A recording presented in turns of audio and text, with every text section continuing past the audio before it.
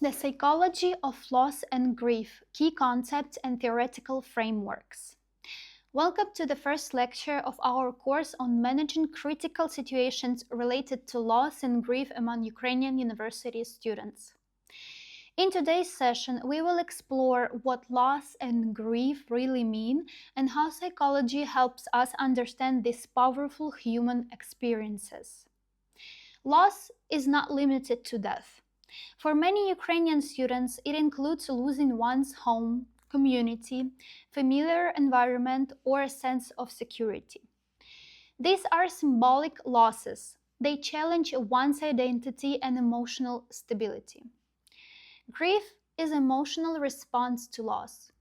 It can manifest as sadness, anger, guilt, or even numbness. In the university context, grief may also appear as a drop in concentration, social withdrawal, or academic burnout.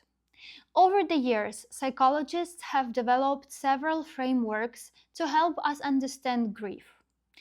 One of the most well-known is Elizabeth Kubler-Ross model, which describes 5 stages of grief: denial, anger, bargaining, depression, and acceptance.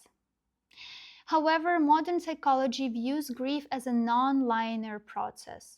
People move back and forth between stages. There is no single correct way to grieve. Another influential theory is Worden's 4 tasks of mourning. According to Worden, healing from loss involves accepting the reality of loss, number 1. Number 2, experiences the pain of grief. Number 3, adjusting to an environment without the lost person or object. And number 4, finding an enduring connection while moving forward with life. This model is particularly useful in educational settings. It encourages active adaptation and support rather than passive waiting for time to heal. In the context of war and displacement, we must also consider collective grief, the shared mourning of an entire community. Ukrainian students often carry both personal and national grief, shaded by images, memories, and the ongoing uncertainty of conflict. Psychologists such as Vamik Volkan emphasize that collective trauma can shape identity, values, and interpersonal trust. Therefore, tutors and educators must approach students' emotional reactions with sensitivity, understanding that grief is not only individual, it is also cultural and communal. Finally, contemporary approaches highlight post-traumatic growth, the possibility that after the deep loss, individuals can develop new strength, greater empathy, and a renewed sense of purpose. Recognizing the potential does not minimize pain. Instead, it helps educators see hope as a realistic and necessary part of recovery.